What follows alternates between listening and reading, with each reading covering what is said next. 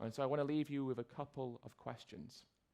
What has higher value, taste or life? Do we require more than sensory pleasure alone to morally justify an action? Remember that a meal to us lasts only a matter of minutes, but that meal has cost an animal their entire life. We take their life for a moment that is fleeting, a meal that we forget about almost as soon as we have consumed it. I used to think that vegans force their views. I said this regularly. But one day I realized that nothing can ever be as forceful as taking the life of someone who does not wish to die, taking the life of an animal who does not wish to die. And so in the end, that's why I became vegan, because when put into perspective, my arguments held no veracity, no credibility, no validity. Fundamentally, I called myself an animal lover, yet I paid for animals to suffer and die on my behalf. Through all of the excuses I used to make, I realized that my values contradicted my actions. And deep down, I could find no real justification. Thank you so much for listening. Right here, the unity that we need right here is to take care of our human animal selves so we can take care of the other animals that are on this planet. You worry about how they being treated? How about what the fuck we been treated? Would you like me to? Do you understand how I feel? I gotta walk around on eggshells because I don't know if I'm gonna get killed for being me? Do you understand that there's major oppression happening to all cultures, but those who have benefited from the oppression for all this fucking time? I'm mad. I stay enraged because I see how you don't fucking care. You like to go on Facebook. People love to go on Facebook and be a keyboard ninja, but when it comes face to face, that's why I'm out here. Malcolm X was out here for this reason. A lot of the street preachers back in the 60s and civil rights were out because they know that you need to actually get mad. You can't just sit there and hope people get it. You gotta make them get it. You gotta say, hey, this is some bullshit. We need to take care of ourselves way better. And I'm not mad at you for what you're doing, but I see the rhythm, the consistency of dealing with other animals and things. We're not dealing with ourselves. Is that too daunting? Is that too daunting to stand out for people? I'm done. Do you want me to talk or? Oh, you can have it. The way we see it is that all oppression's interconnected, right? And just because, you know, we do bad things to humans doesn't mean we should treat animals with disrespect. Now, humor me for a second.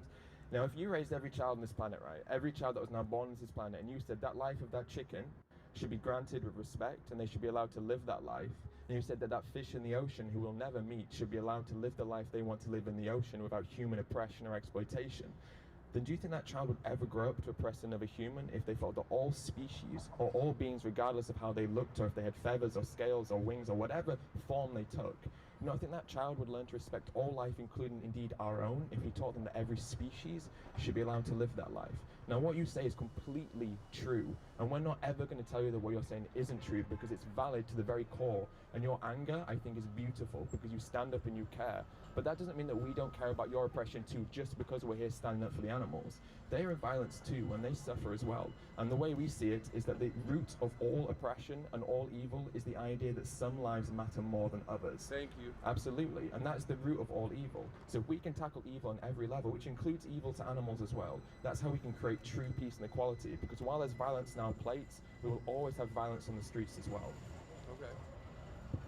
Now, I completely agree with you. I really do. And my stance and opinion. Abuse from farmers as well. Like, I get death threats sent to me. I have farmers saying they're going to turn to events where I'm at and they're going to hurt me, stuff like that. But most worryingly, I have farmers who message me saying they're going to go abuse an animal. They're going to go shoot a calf.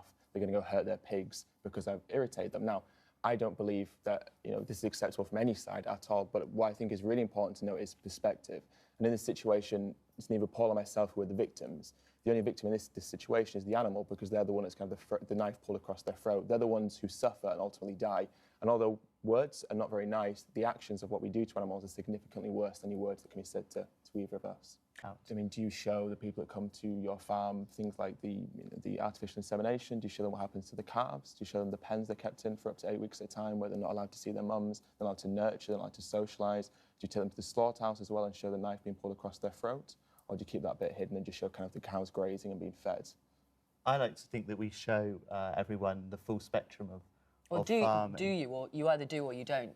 Well, I like to think that we do, yes. So do you show the people that come to your farm what happens to the dairy cows that are taken from their mother? Yes. And do you show the fact that they suckle on people's fingers because they want to suckle from their mother to obtain the milk that we take that is rightfully for them? Coronavirus started in the Chinese city of Wuhan, and similar to the SARS virus from 2003, is strongly thought to have originated from a meat market, where wild animals are also traded. It is therefore a zoonotic disease, meaning that it is a disease that is spread from non-human animals to humans. But to understand whether or not something like this could happen again, or anywhere else in the world, we need to look to the past and see the origins of other zoonotic diseases. The Centers for Disease Control and Prevention warns that 3 out of 4 new or emerging infectious diseases in people come from animals. And the World Health Organization, the Food and Agricultural Organization of the United Nations, and World Organization for Animal Health have previously stated that increased demand for animal protein is one of the main risk factors of a pandemic. According to the AIDS Institute, the HIV virus started because of humans eating chimpanzees, and according to the BBC, the recent Ebola outbreak started because of people eating bats. Furthermore, BSE started in the UK because farmers were feeding dead cattle back to cattle, forcing them to cannibalize. And the genetic lineage of the swine flu pandemic was traced back to a pig farm in the US. The one thing that all of these diseases have in common is that they are linked to our exploitation of non-human animals. In a similar way, because COVID-19 is strongly believed to have started in a meat market, the virus was passed to humans in an environment that only existed because of our desire to eat animals. Zoonotic diseases can be created in any country, and regardless of the country they originate from, our exploitation of animals increases the risk of these diseases emerging. And I'm assuring you that they probably are also fed grains, as most cattle are in the United States. But I would also say that that's irrelevant. It doesn't matter what life they give, and they're still going to be slaughtered. And I'd ask you, how do you justify taking their life if it's unnecessary? Well, what I would say is, how do you justify banning meat across the whole population? Are you talking about banning meat in America or globally? What we're asking is, we're not asking about banning something, we're asking people to make more conscious and ethical choices. What moral code are you using to say that it's wrong to kill animals for meat?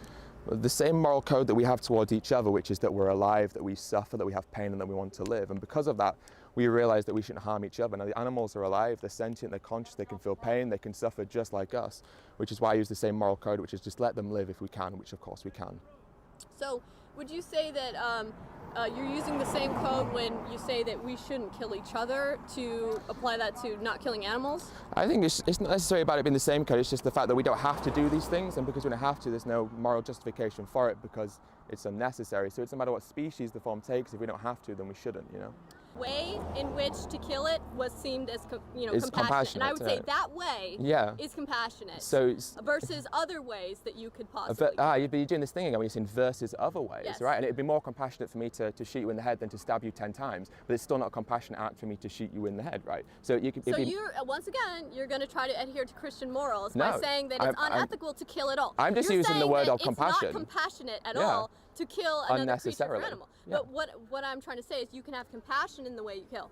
But what I'm trying to say not when it's unnecessary. You can't compassionately kill someone if it's unnecessary. Well, in most cases it is necessary. But we've already talked about this. We eat meat. Yes, but it's not a necessity. We don't have to. There's millions of vegans all around the world that show that that's true. We'd have to implement a massive global system of production. The system's already in place. So the issue is then when you raise an animal for meat, you're not only killing the animal, but that animal has to be fed the food that we feed to them, which means that many more animals are killed in the production of their crops, which means that on a non-vegan diet, we're still responsible for more of those animals being killed, which means as a vegan, I'm responsible for less of those animals being killed. Yes, it's not perfect. And that's in an ideal. If the animals are fed grains. If they're grass-fed cows, if they're wild, free-range chickens, it's not necessarily the same. And we cannot fit everyone's demand or consumption of animal products with grass-fed animals. It's not possible.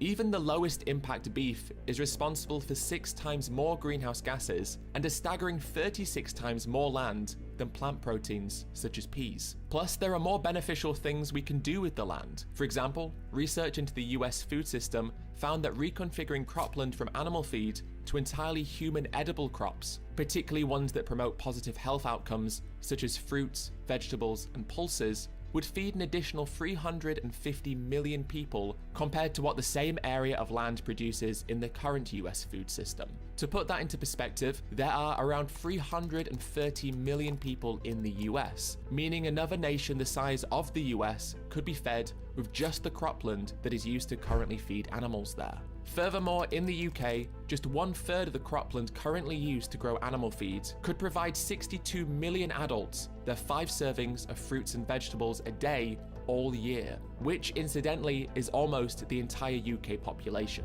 Plus, if the world shifted to a plant-based diet, we could feed every mouth on the planet, and global farmland could also be reduced by more than 75%, which when put into perspective is the equivalent size of China, Australia, the US, and the entire European Union combined, no longer being needed for agriculture. We could reforest and restore this land, bringing back lost habitats and reversing the decimation of the world's biodiversity. Lorries into the slaughterhouse, this is where they end up. Right behind us now is where the gas chambers are, and you can hear the pigs screaming through the walls. When they are lowered into the gas chamber, CO2 is pumped into their bodies and it burns them from the inside out.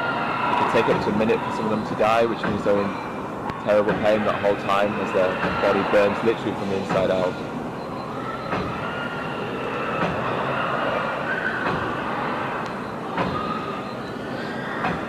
If this was a dog, or thousands of dogs, we'd all be so angry. We say we're all against animal cruelty, and yet most of us pay for this sort of thing to happen.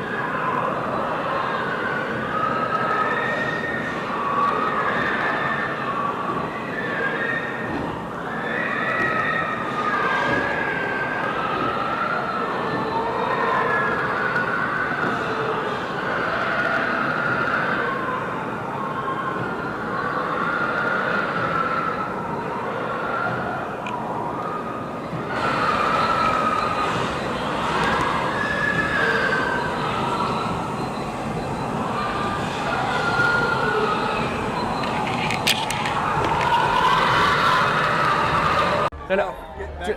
So just to clarify, you'll shout abuse at young girls, but you won't have a conversation with me? You're wrong. Back up. So what's wrong? So just to clarify, would you like to have a conversation? Because it's funny because when someone invites you for a conversation, no one wants it. So hang on. So you were shouting abuse at these young girls? No. I just like to have a chat. It's funny. It's just because when someone wants to have a chat, you don't want to do it. So hang on. When someone wants to chat to you, you tell them to fuck off. No. This is fine. No, it's all good. Don't worry. I'm here to chat with you. But the thing is, I don't give a fuck. Oh no, because you were shouting abuse at people, and now when someone's, but you were shouting. Y'all over here shouting shit. Oh no, and that's fine. But you know what I want? I just want to talk to people. I understand.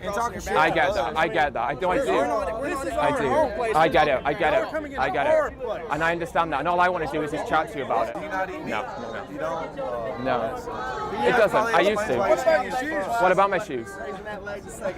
That's all it is. It's an accident. If something happens, it's an accident. Of course. Like that shit right there. If that calf breaks its neck or breaks a leg, it's pure accident. But it's happened because of the rodeo. The cow shouldn't be in this situation to begin with. Either way, it's just a matter of time. Nothing ever is going to stop fate or destiny. But this isn't fate or destiny. This is created by us. We put them in that position and wrote them ourselves. This isn't fate or destiny. We decide this for them against their will. Would you rather that animal get sick and die painfully of some disease, or just a real quick on accident? No, I would rather these animals were allowed to live their natural life like we want to do. We want to do the things that we do naturally as humans. Let the cows do what they want to do. It's not cool. If you look at the anatomy of a cow, the art of roping them I'm by popular the neck, as shit today. I got signs and cameras all over me. Sorry, could you say that last bit again? The art of roping a cow by the neck, if you look at the anatomy of a cow and look at the way that it jerks them by an anatomy standpoint, I was a vet tech for 6 years. Very good. So I worked on a lot of livestock. When a cow gets roped by the neck, it doesn't even hurt them. It's kind of like if your kid is running and you grab them by the arm and they kind of go like this. They can dislocate their arm if you were to grab them by the arm, right? They can, but it's not normal. But it still hurts them because they have pain in their neck. They have spines like we do, and their spines can break, right? But where the rope puts pressure. Here, I'm gonna show you something. Okay, you tell me if this is cruel. And it doesn't put any pressure on their spinal cord in order for them to But it's actually whiplash. It's whiplash. It's no different than you rear-ending a car. And no different than what? Sorry. You rear-ending a car. Yeah, and that can hurt, right? That hurts. Tell me if this is cruel. This is me. This animal has no rope on it other than the one I used to hold on to. So why he are they? steps on my head and breaks my neck and my back in two places. But why is the bull bucking? Why? Why is the bull bucking? It's a sport. No, but why is y'all the bull don't go bucking? up to NFL football games saying y'all are beating each other up. That's cool. No. But It why don't does make the any bull sense. buck? Why is the bull buck? Yeah. Because that's how they're bred. Okay, Why but- are you doing this? Because you're bred to be this way. No, but the bull bucks because they don't want you on their back. No. They want to No, get it's you off not. their No, back. it's not. They want you Listen. off their back.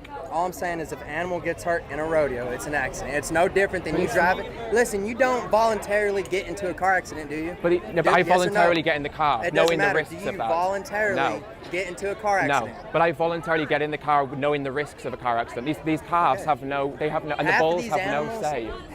When growing up riding with your parents, you did not know if an accident was going to happen. No. But you got in the car because you did not know, right? Right? But Yes or I no? can't make my own Yes or decisions. no? As a child, I can't make Man, my own listen, decisions. I'm being respectful for and you, I'm so being shut so the fuck up when I'm talking to you. It's disrespectful to cut Well, somebody off when I'm I know, talking. we're having a conversation, So, man. Now, It's what I'm okay. saying is, growing up, your Yeah. parents hauled you around in a car. Half these animals, you can walk out there with a bucket and shake it, and they will come to you. Submission, though. But It's no different. I choose to get in the car. The calf does not They choose choose to be to get here. in the damn trailer. They bulls choose just- to no, get the caught. They bulls, can run the they fuck have off if no they choice. want. They have no choice. Where can they run? To the fences? Here, I'll make you. United Nations stated, the livestock sector emerges as one of the top 2 or 3 most significant contributors to the most serious environmental problems at every scale from local to global. The findings of this report suggest that it should be a major policy focus when dealing with problems of land degradation, climate change and air pollution, water shortage and water pollution, and the loss of biodiversity.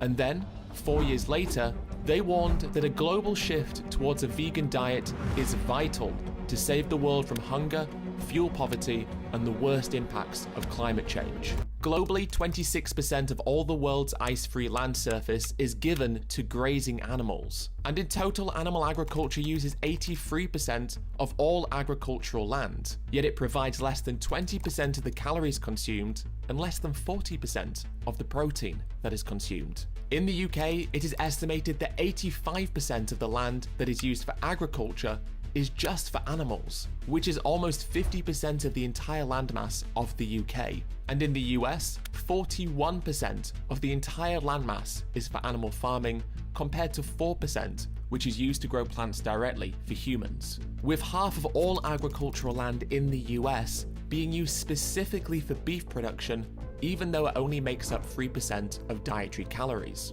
Animal farming is the leading cause of rainforest deforestation, the single largest driver of habitat loss in general, and agriculture, which also includes the farming of fish, is listed as being a threat to 24,000 of the 28,000 species that are currently threatened with extinction.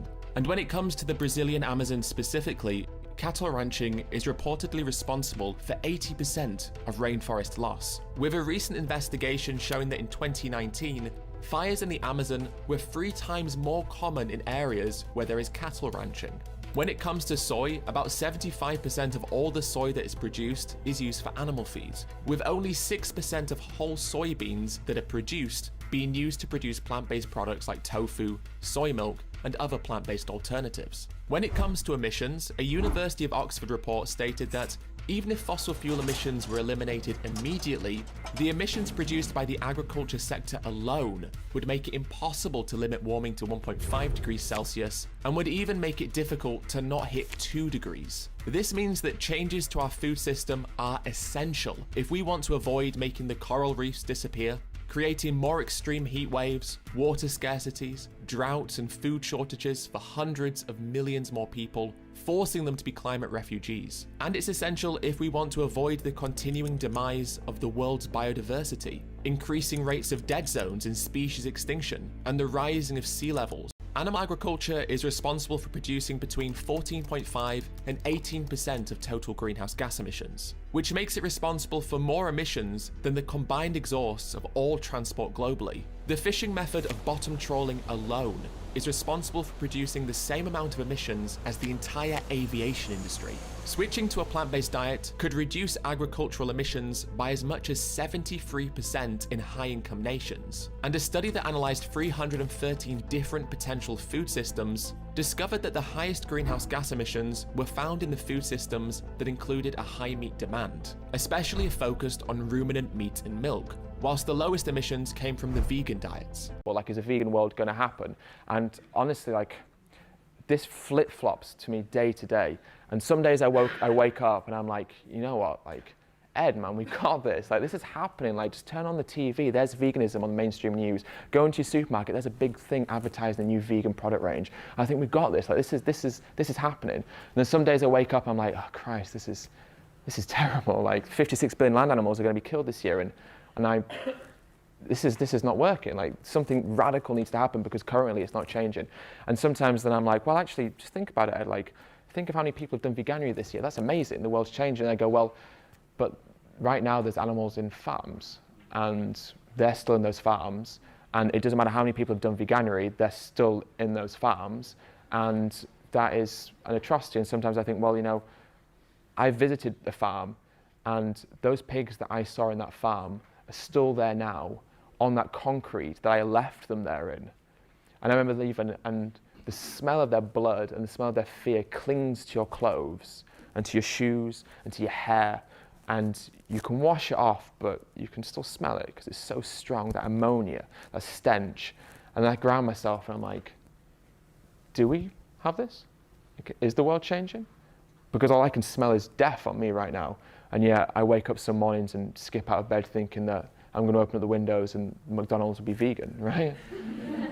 I don't know, it flip-flops. It changes every day depending on that anger that I feel, or what I've seen the day before, or what I've dreamt about, because sometimes I have dreams and I dream horrible things, like running around farms and being surrounded by it, or I dream about being chased. I had this weird dream about farmers chasing me not so long ago. That was a weird dream, man.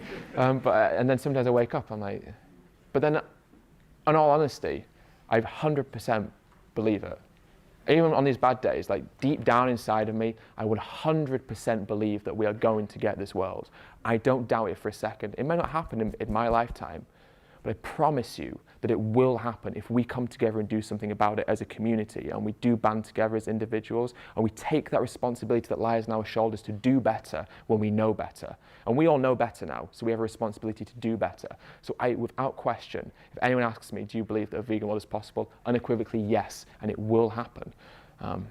Even on a bad day, I'll tell you that it happens. Yeah. Veganism isn't perfect, but it's not meant to be. After all, we can never live a perfect life. But what we can do is strive to live a better and less harmful life, which is what veganism is. A reduction of the suffering that we cause, and an attempt to create a world that has less needless pain and death. And veganism isn't about valuing non-human animals over humans, or saying that there are not any human injustices that still need addressing. After all, human rights and animal rights are not mutually exclusive. We can work to create both simultaneously. Veganism is simply about recognizing that non-human animals are individuals whose lives are important to them and who deserve moral consideration from us.